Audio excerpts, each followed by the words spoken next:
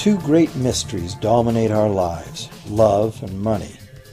What is love is a question that has been endlessly explored in stories, songs, books, movies, and television. But the same cannot be said about the question, what is money? It's not surprising that monetary theory hasn't inspired any blockbuster movies, but it was not even mentioned at the schools most of us attended. For most of us, the question, where does money come from, brings to mind a picture of the mint printing bills and stamping coins. Money, most of us believe, is created by the government. It's true, but only to a point. Those metal and paper symbols of value we usually think of as money are indeed produced by an agency of the federal government called the Mint. But the vast majority of money is not created by the Mint. It is created in huge amounts every day by private corporations known as banks. Most of us believe that banks lend out money that has been entrusted to them by depositors. Easy to picture, but not the truth. In fact, banks create the money they loan, not from the bank's own earnings, not from the money deposited, but directly from the borrower's promise to repay. The borrower's signature on the loan papers is an obligation to pay the bank the amount of the loan plus interest, or lose the house, the car, whatever asset was pledged as collateral. That's a big commitment from the borrower. What does the same signature require of the bank? The bank gets to conjure into existence the amount of the loan and just write it into the borrower's account. Sound far-fetched? Surely that can't be true. But it is.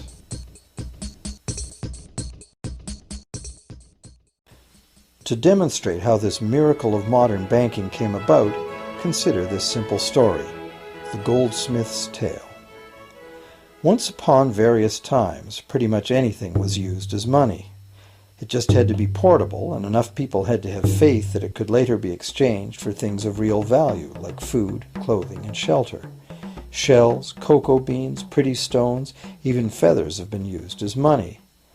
Gold and silver were attractive, soft, and easy to work with, so some cultures became expert with these metals. Goldsmiths made trade much easier by casting coins, standardized units of these metals whose weight and purity was certified. Well, to protect his gold, the goldsmith needed a vault, and soon his fellow townsmen were knocking on his door, wanting to rent space to safeguard their own coins and valuables. Before long, the goldsmith was renting every shelf in the vault and earning a small income from his vault rental business. Years went by, and the goldsmith made an astute observation. Depositors rarely came in to remove their actual physical gold, and they never all came in at once. That was because the claim checks the goldsmith had written as receipts for the gold were being traded in the marketplace as if they were the gold itself. This paper money was far more convenient than heavy coins, and amounts could simply be written instead of laboriously counted one by one for each transaction. Meanwhile, the goldsmith had another business. He lent out his gold, charging interest. Well, as convenient claim check money came into acceptance, borrowers began asking for their loans in the form of these claim checks instead of the actual metal. As industry expanded, more and more people asked the goldsmith for loans. This gave the goldsmith an even better idea. He knew that very few of his depositors ever removed their actual gold, so the goldsmith figured he could easily get away with lending out claim checks against his depositors' gold, in addition to his own. As long as the loans were repaid, his depositors would be none the wiser and no worse off, and the goldsmith, now more banker than artisan, would make a far greater profit than he could by lending only his own gold. For years, the goldsmith secretly enjoyed a good income from the interest earned on everybody else's deposits. Now a prominent lender, he grew steadily richer than his fellow townsmen, and he flaunted it. Suspicions grew that he was spending his depositors' money. His depositors got together and threatened withdrawal of their gold if the goldsmith didn't come clean about his newfound wealth. Contrary to what one might expect, this did not turn out to be a disaster for the goldsmith. Despite the duplicity inherent in his scheme, his idea did work. The depositors had not lost anything. Their gold was all safe in the goldsmith's vault. Well, rather than taking back their gold, the depositors demanded that the goldsmith, now their banker, cut them in by paying them a share of the interest. And that was the beginning of banking. The banker paid a low interest rate on deposits of other people's money that he then loaned out at a higher interest. The difference covered the bank's cost of operation and its profit. The logic of this system was simple, and it seemed like a reasonable way to satisfy the demand for credit. However, this is not the way banking works today. Our goldsmith banker was not content with the income remaining after sharing the interest earnings with his depositors, and the demand for credit was growing fast as Europeans spread out across the world. But his loans were limited by the amount of gold his depositors had in his vault. That's when he got an even bolder idea. Since no one but himself knew what was actually in his vaults, he could lend out claim checks on gold that wasn't even there. As long as all the claim check holders didn't come to the vault at the same time and demand real gold, how would anyone find out? This new scheme worked very well, and the banker became enormously wealthy on the interest paid on gold that did not exist. The idea that the banker would just create money out of nothing was too outrageous to believe, so for a long time the thought did not occur to people. But the power to just invent money went to the banker's head, as you can well imagine. In time, the magnitude of the banker's loans and his ostentatious wealth did trigger suspicions once again. Some borrowers started to demand real gold instead of paper representations. Rumors spread. Suddenly, several wealthy depositors showed up to remove their gold. The game was up. A sea of claim check holders flooded the street outside the closed doors of the bank. Alas, the banker did not have enough gold and silver to redeem all the paper he had put into their hands. This is called a run on the bank, and it is what every banker dreads. This phenomenon of a run on the bank ruined individual banks and, not surprisingly, damaged public confidence in all bankers. It would have been straightforward to outlaw the practice of creating money from nothing. But the large volumes of credit the bankers were offering had become essential to the success of European commercial expansion, so instead the practice was legalized and regulated. Bankers agreed to abide by limits on the amount of fictional loan money that could be lent out. The limit would still be a number much larger than the actual value of gold and silver in the vault. Quite often the ratio was 9 fictional dollars to 1 actual dollar in gold. These regulations were enforced by surprise inspections. It was also arranged that, in the event of a run, central banks would support local banks with emergency infusions of gold. Only if there were runs on a lot of banks simultaneously would the banker's credit bubble burst and the system come crashing down.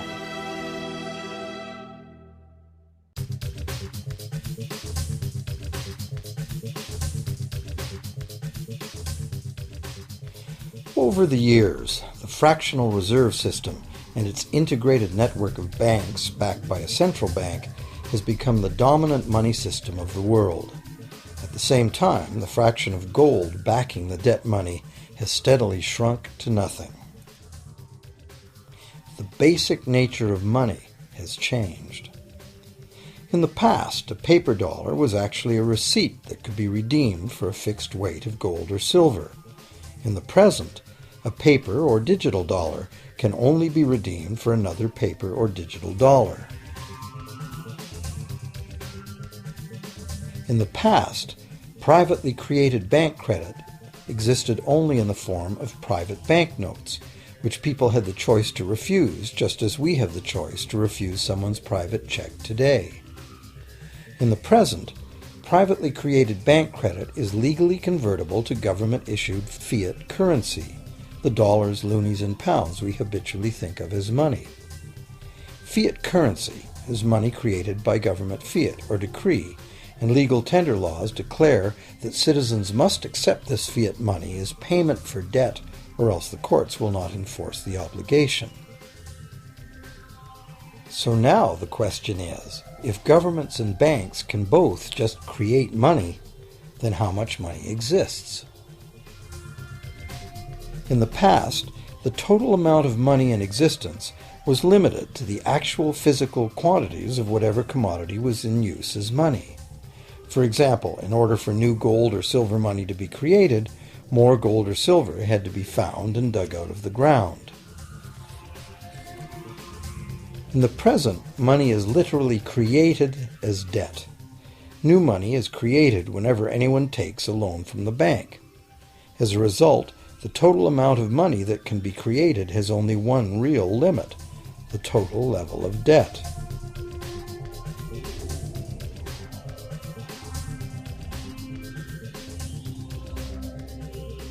Governments place an additional statutory limit on the creation of new money by enforcing rules known as fractional reserve requirements. Essentially arbitrary, fractional reserve requirements vary from country to country and from time to time. In the past, it was common to require banks to have at least $1 worth of real gold in the vault to back $10 worth of debt money created. Today, reserve requirement ratios no longer apply to the ratio of new money to gold on deposit, but merely to the ratio of new debt money to existing debt money on deposit in the bank. Today, a bank's reserves consist of two things: the amount of government-issued cash or equivalent that the bank has deposited with the central bank, plus the amount of already existing debt money the bank has on deposit. To illustrate this in a simple way, let's imagine that a new bank has just started up and has no depositors yet. However, the bank's investors have made a reserve deposit of $1,111.12 of existing cash money at the central bank. The required reserve ratio is 9-to-1. Step 1. The doors open and the new bank welcomes its first loan customer. He needs $10,000 to buy a car. At the 9-to-1 reserve ratio, the new bank's reserve at the central bank, also known as high-powered money, allows it to legally conjure into existence 9 times that amount, or $10,000, on the basis of the borrower's pledge of debt. This $10,000 is not taken from anywhere. It's brand new money simply typed into the borrower's account as bank credit. The borrower then writes a check on that bank credit to buy the used car. Step 2. The seller then deposits this newly created $10,000 at her bank. Unlike the high-powered government money deposited at the central bank, this newly created credit money cannot be multiplied by the reserve ratio. Instead, it's divided by the reserve ratio. At a ratio of 9-to-1, a new loan of $9,000 can be created on the basis of the $10,000 deposit. Step 3. If that $9,000 is then deposited by a third party at the same bank that created it or at a different one, it becomes the legal basis for a third issue of bank credit, this time for the amount of $8,100. Like one of those Russian dolls where each layer contains a slightly smaller doll inside, each new deposit contains the potential for a slightly smaller loan in an infinitely decreasing series. Now, if the loan money created is not deposited at the bank, the process stops. That's the unpredictable part of the money creation mechanism. But more likely, at every step, the new money will be deposited at a bank, and the reserve ratio process can repeat itself over and over until almost $100,000 of brand new money has been created within the banking system. All of this new money has been created entirely from debt, and the whole process has been legally authorized by the initial reserve deposit of just $1,111.12, which is still sitting untouched at the central bank. What's more, under this ingenious system, the books of each bank in the chain must show that the bank has 10% more on deposit than it has out on loan. This gives banks a very real incentive to seek deposits in order to be able to make loans, supporting the general but misleading impression that loans come out of deposits. Now, unless all the successive loans are deposited at the same bank, It cannot be said that any one bank got to multiply its initial high-powered money reserve almost 90 times by issuing bank credit out of nothing. However, the banking system is a closed loop. Bank credit created at one bank becomes a deposit in another, and vice versa. In a theoretical world of perfectly equal exchanges, the ultimate effect would be exactly the same as if the whole process took place within one bank. That is, the bank's initial central bank reserve of a little over $1,100 allows it to ultimately collect interest on up to $100,000 the bank never had.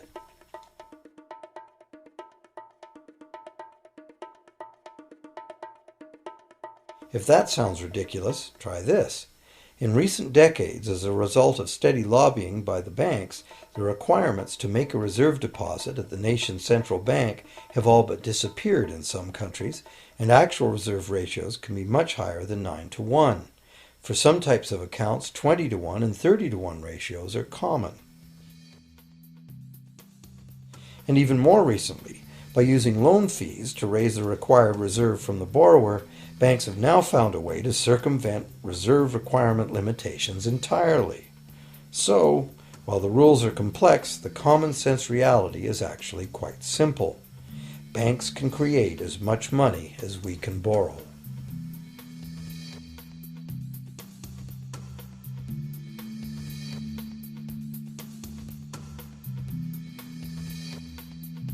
Despite the endlessly presented mint footage, government-created money typically accounts for less than 5% of the money in circulation.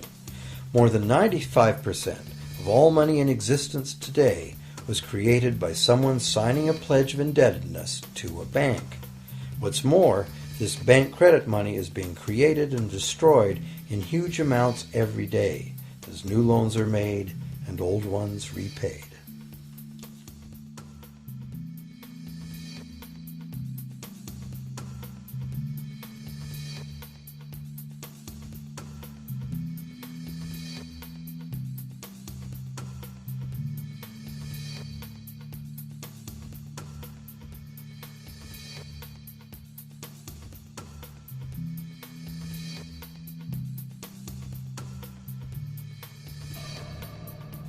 Banks can only practice this money system with the active cooperation of government. First, governments pass legal tender laws to make us use the national fiat currency. Secondly, governments allow private bank credit to be paid out in this government currency. Thirdly, government courts enforce debts. And lastly, governments pass regulations to protect the money system's functionality and credibility with the public, while doing nothing to inform the public about where money really comes from. The simple truth is that when we sign on the dotted line for a so-called loan or mortgage, our signed pledge of payment, backed by the assets we pledge to forfeit should we fail to pay, is the only thing of real value involved in the transaction. To anyone who believes we will honor our pledge, that loan agreement or mortgage is now a portable, exchangeable, and saleable piece of paper. It's an IOU. It represents value and is therefore a form of money. This money the borrower exchanges for the bank's so-called loan. Now, a loan in the real world means that the lender must have something to lend. If you need a hammer, my loaning you a promise to provide a hammer I don't have won't be of much help. But in the artificial world of money, a bank's promise to pay money it doesn't have is allowed to be passed off as money, and we accept it as such.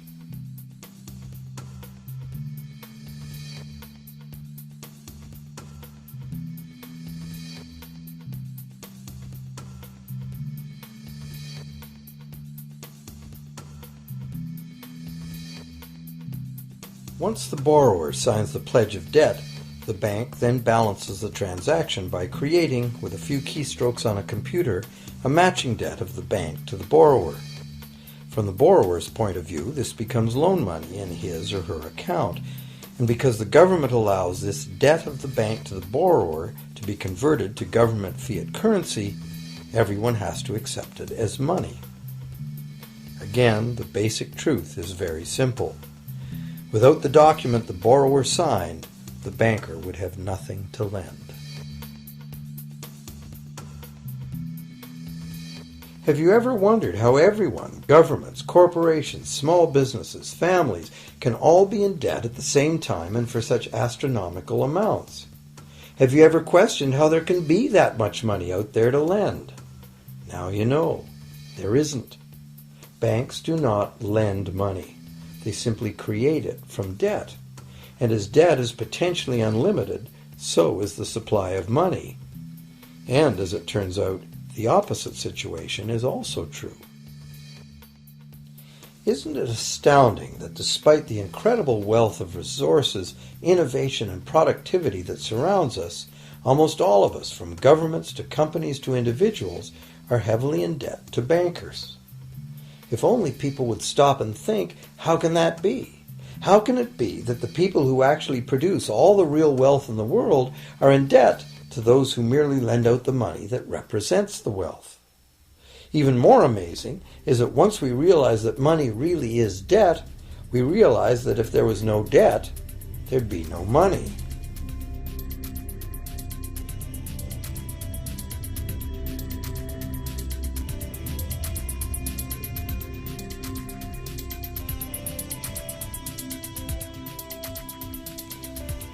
If this is news to you, you are not alone. Most people imagine that if all debts were paid off, the state of the economy would improve. It's certainly true on an individual level. Just as we have more money to spend when our loan payments are finished, we think that if everyone were out of debt, there would be more money to spend in general. But the truth is the exact opposite. There would be no money at all. There it is. We are totally dependent on continually renewed bank credit for there to be any money in existence. No loans, no money, which is what happened during the Great Depression. The money supply shrank drastically as the supply of loans dried up.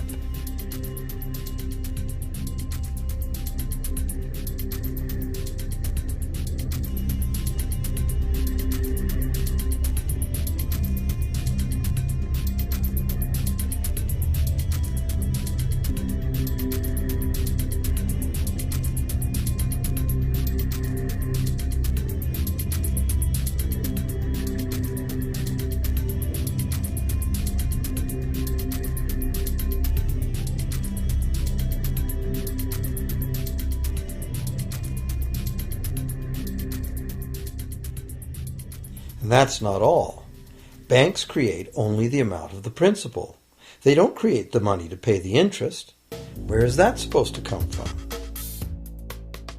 The only place borrowers can go to obtain the money to pay interest is the general economy's overall money supply. But almost all that overall money supply has been created exactly the same way, as bank credit that has to be paid back with more than was created.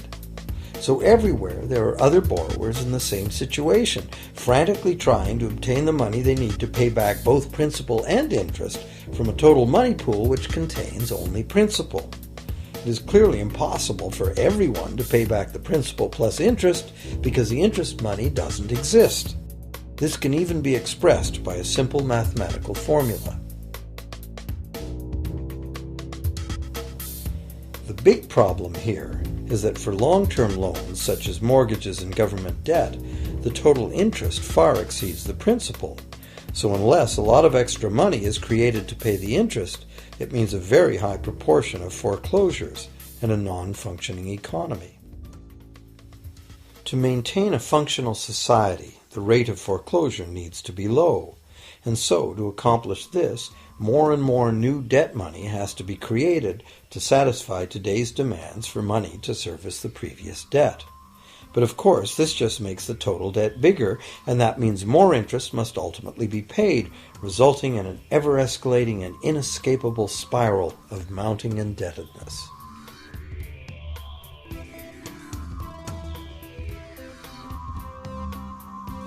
It is only the time lag between money's creation as new loans and its repayment that keeps the overall shortage of money from catching up and bankrupting the entire system.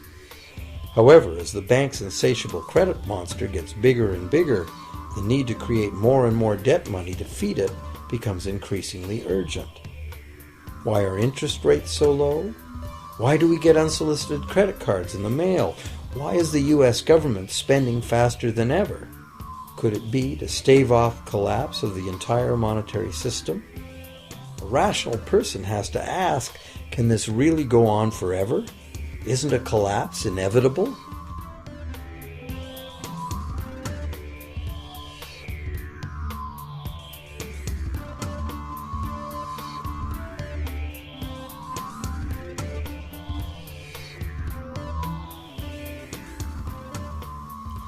Money facilitates production and trade.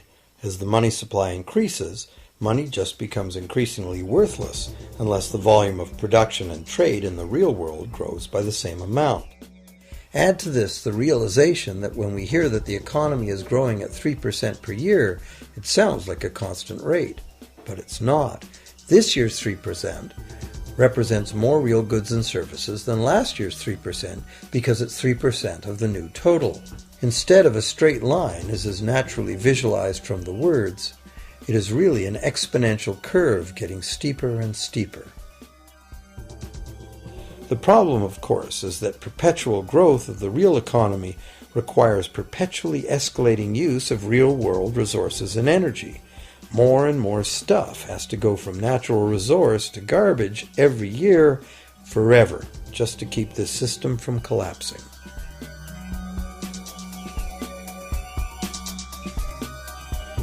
What can we do about this downright scary situation? For one thing, we need a very different concept of money. It's time more people asked themselves and their governments 4 simple questions. Around the world, governments borrow money at interest from private banks. Government debt is a major component of total debt, and servicing that debt takes a big chunk of our taxes. Now we know that banks simply create the money they lend, and that governments have given them permission to do this.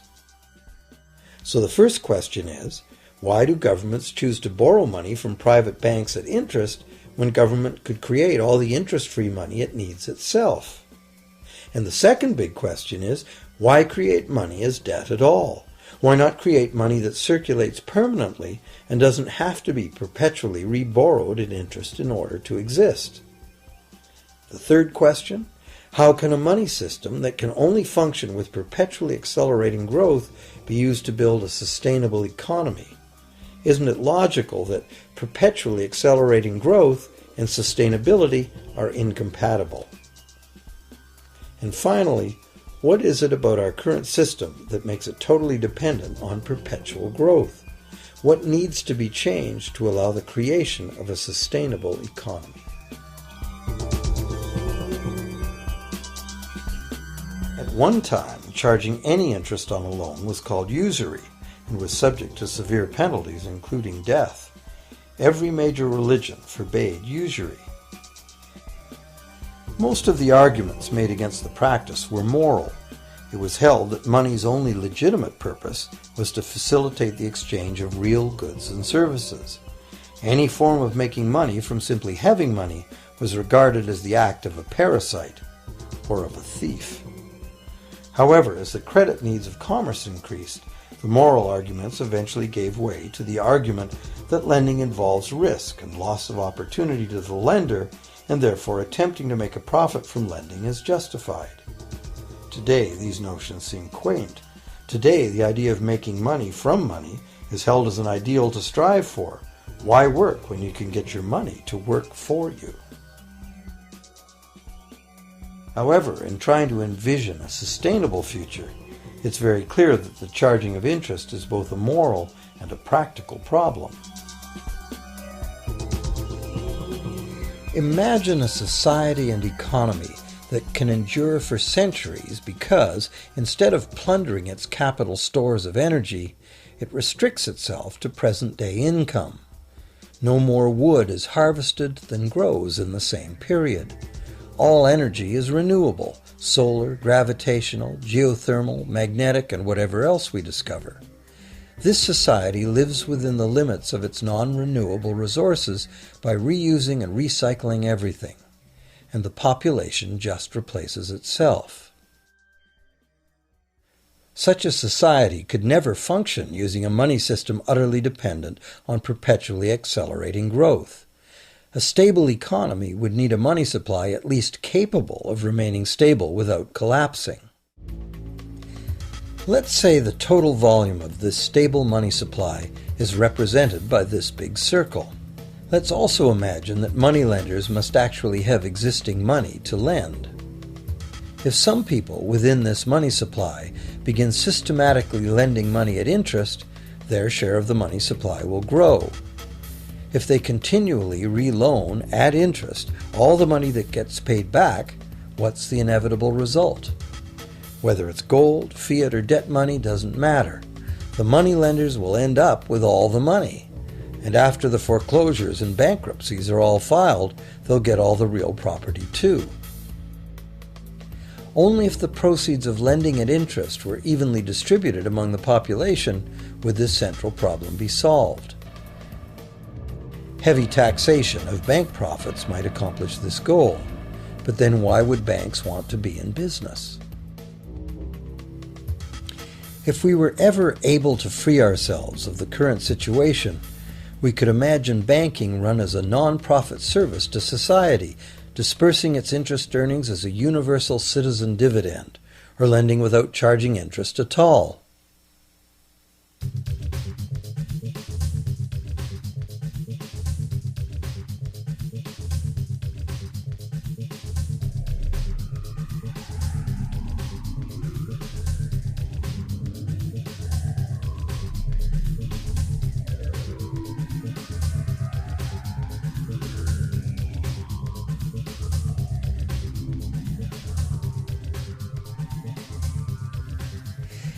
If it is the fundamental nature of the system that causes the problems, tinkering with the system cannot ever solve those problems.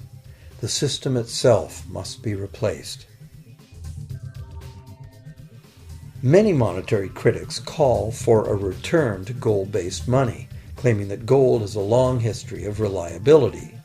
They ignore the many scams that can be played with gold, shaving coins, debasing the metal, cornering the market, all of which were abundantly practiced in ancient Rome and contributed to its fall. Some advocate silver, it being more abundant than gold and therefore more difficult to corner. Many question the need to bring back precious metals at all. No one wants to go back to carrying heavy sacks of coins to go shopping. It's a certainty that paper, digital, plastic, or more likely biometric ID money would be the real medium of trade, with the same potential for creating unlimited debt money we have now. Beyond that, if gold again became the sole legal basis of money, those who have no gold would suddenly have no money.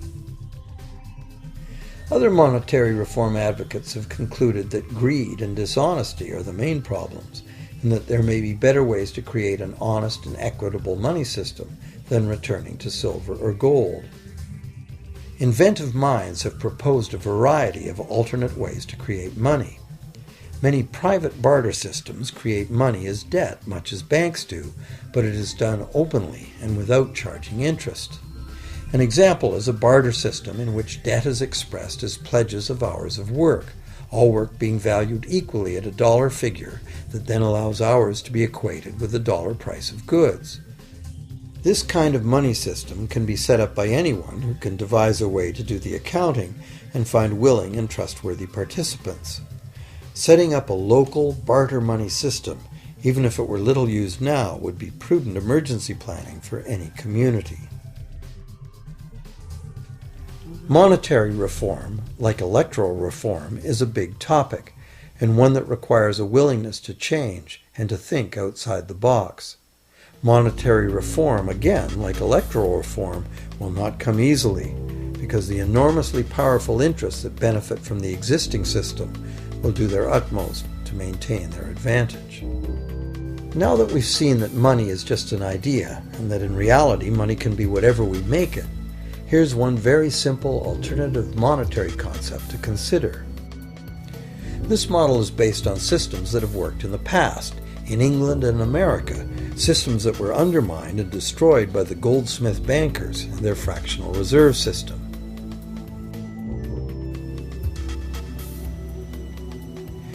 create an economy based on permanent interest-free money, money could simply be created and spent into the economy by the government, preferably on long-lasting infrastructure that facilitates the economy, such as roads, railroads, bridges, harbors, and public markets.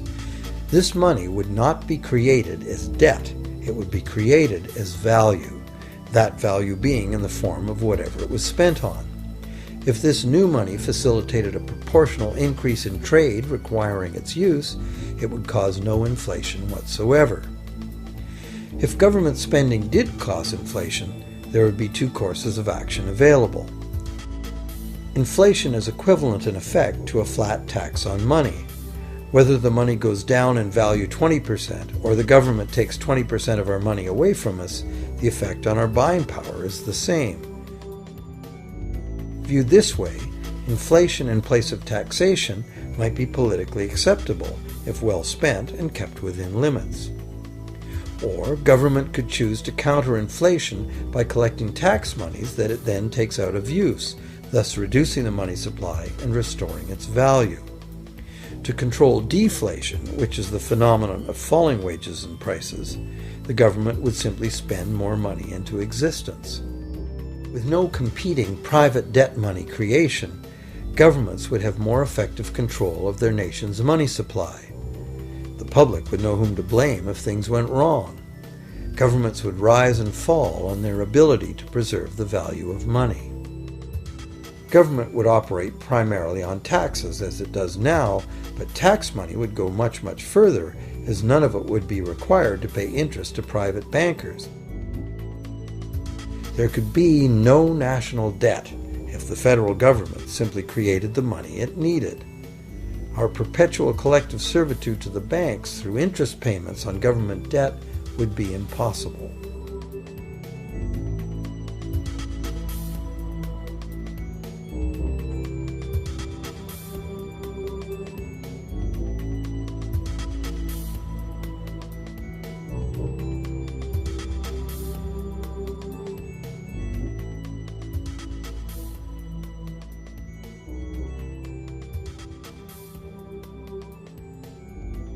What we have been taught to believe is democracy and freedom has become in reality an ingenious and invisible form of economic dictatorship.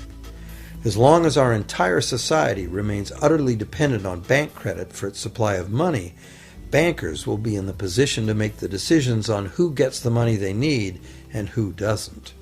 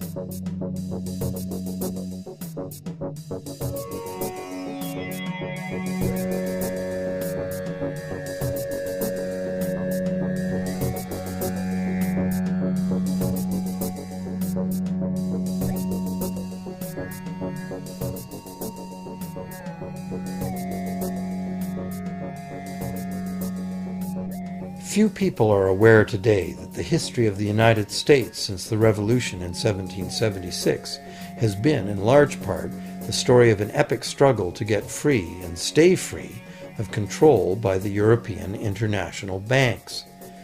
This struggle was finally lost in 1913 when President Woodrow Wilson signed into effect the Federal Reserve Act, putting the international banking cartel in charge of creating America's money.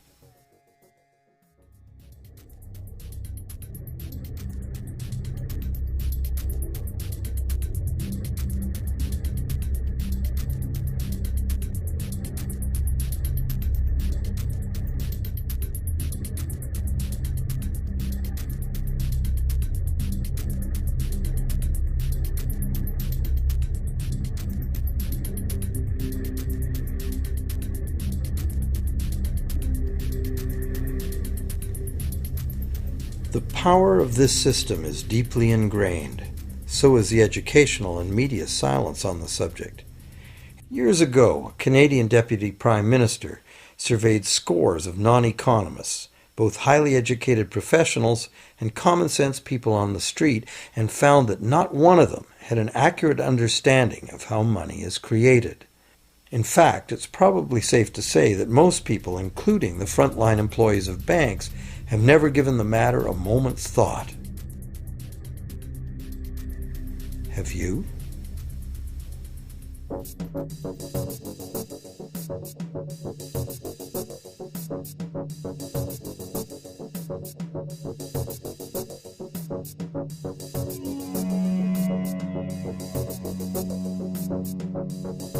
The modern money-as-debt system was born a little over 300 years ago, when the first Bank of England was set up with a royal charter for fractional lending of gold receipts at a modest ratio of 2 to 1. That modest ratio was just the proverbial foot in the door.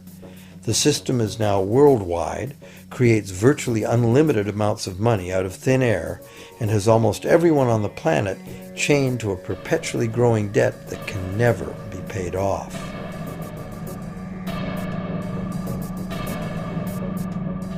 Could it have all happened by accident?